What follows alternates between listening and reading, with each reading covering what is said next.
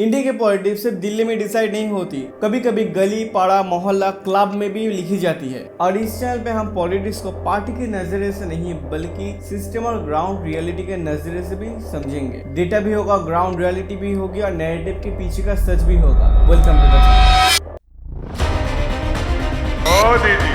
Mr. Mon Ki Baat Prime Minister? Why BJP still can't win Bengal? The real strategy explained. अगर आज आपसे कोई पूछे कि 2026 में बंगाल इलेक्शन का विनर कौन होगा, most people will say competition होगा। बट अगर आप नंबर, स्कीम और ग्राउंड लेवल पॉलिटिक्स की बात करें तो एक अनकंफर्टेबल कंक्लूजन निकलता। तृणमूल कांग्रेस का एडवांटेज अभी भी बहुत ज्यादा स्ट्रॉन्ग है और इसका रीजन एक आइडियोलॉजी नहीं, इट्स अ स्ट्रेटेजी। एक ऐसी स्ट्रेटेजी जो welfare politics, emotional identity, grass root networking और सोशल साइकोलॉजी को एक साथ कंबाइन करता है। और इस वीडियो में हम एक्जैक्टली यही ब्रेक डाउन करेंगे why BJP struggle in Bengal politics despite of huge national power. सबसे पहले नंबर देखते हैं। 2021 West Bengal assembly election, total seat 294, TMC 213, BJP 77, others are rest, जिसका वोट शेयर बनता है टीएमसी में 48% और बीजेपी को 38%, मतलब रफली 10% वोट डिफरेंस। ये डिफरेंस इंडियन इलेक्शन में काफी ज्यादा बड़ा माना जाता है और इसी वजह से टीएमसी को क्लियर मेजोरिटी मिली थी उस टाइम। बट इंटरेस्टिंग बात यह, बीजेपी का वोट शेयर बहुत ज्यादा जंप हुआ था। 2016 के इलेक्शन में बीजेपी का वोट शेयर था अराउंड 10%। 2021 में वो वोट शेयर जंप होकर हुआ 38%, मतलब ऑलमोस्ट 4x ग्रोथ। तो फिर क्वेश्चन ये है, अगर बीजेपी इतना अच्छे से ग्रो कर रहा है तो पावर क्यों ले पा रही है? इसका जवाब बंगाल की यूनिक पॉलिटिक्स कल्चर में छुपा है। इंडिया के मोस्ट स्टेट में पॉलिटिक्स होता है कास्ट, रिलीजन, डेवलपमेंट, लीडरशिप, और बंगाल में एक एक्स्ट्रा लेयर ऐड हो जाता है जो है पाड़ा पॉलिटिक्स। पाड़ा मतलब मोहल्ला, और बंगाल में पॉलिटिक्स चलती है club, union, local committee, puja committee, यानी grass root social network controlling. और टीम्स इस नेटवर्क को बहुत अच्छे से अंडरस्टैंड करती है। अब एक वेरी इंपॉर्टेंट फैक्टर जो है डायरेक्ट कैश स्कीम। सबसे फेमस स्कीम लकीर भंडार। इसमें जनरल कैटेगरी वुमेन को पर मंथ 1000 रुपए, एससी वुमेन को 1200 रुपए per month. Beneficiary approx 2 crore महिलाएं। अगर एक फैमिली की माँ को हर मंथ 1000 रुपए मिल रहा है तो ये हाउस होल्ड लेवल पे इम्पैक्ट होता है। और पॉलिटिक्स साइकोलॉजी में एक रूल होता है direct benefit, strong voter loyalty. और इसी वजह से एनालिस्ट लोग कहते हैं वुमेन का एक बहुत बड़ा सेक्शन टीएमसी का वोट शेयर बना हुआ है अभी तक भी। लेकिन कहानी यही खत्म नहीं थी। बंगाल में और एक चीज चलता है, वो है इमोशन, और ममता बनर्जी इस इमोशन को बहुत अच्छी तरीके से समझते हैं।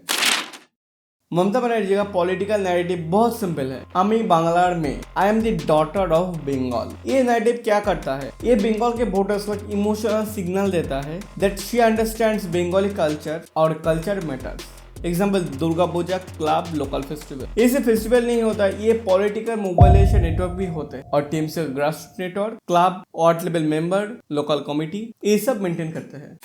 अब बीजेपी के प्रॉब्लम समझिए। बीजेपी का स्ट्रॉन्गेस्ट नैरेटिव है nationalism, Hindu identity, central leadership. But Bengal में वोटर का एक सेक्शन कहता है लोकल इश्यूज क्या है, example job, migration, local infrastructure. और जब लोकल लीडर वीक होता है तो वोटर भी कंफ्यूज हो जाता है। और ये सिर्फ एक थ्योरी नहीं है, कई कॉन्स्टिट्यूएंसीज में बीजेपी एमएलए होने के बाद भी विजिबल डेवलपमेंट कम होता है और लोकल एंगेजमेंट भी बहुत ज्यादा कम होता है। और पॉलिटिकल इवेंट्स में भी कभी कभी एक पैटर्न होता है, लीडर आते हैं, स्पीच देते हैं और चले जाते हैं। बट बंगाल पॉलिटिक्स में लोग एक्सपेक्ट करते हैं कांस्टेंट लोकल प्रेजेंस, और इसी वजह से बंगाल में एक स्ट्रेंज साइकोलॉजिकल पैटर्न डेवलप हो गया है। बहुत लोग टीएमसी को पसंद नहीं करते बट फिर भी वो लोग वोट देते हैं। क्यों?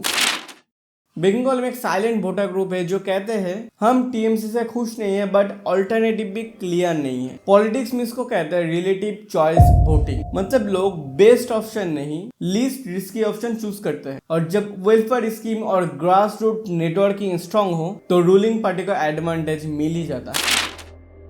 रिसेंट बाई इलेक्शन में भी सेम पैटर्न नोटिस हुआ। एग्जाम्पल, एक बाई पोल में टीएमसी वोट शेयर 54% तक पहुंच गया जहां बीजेपी 34% के आसपास था।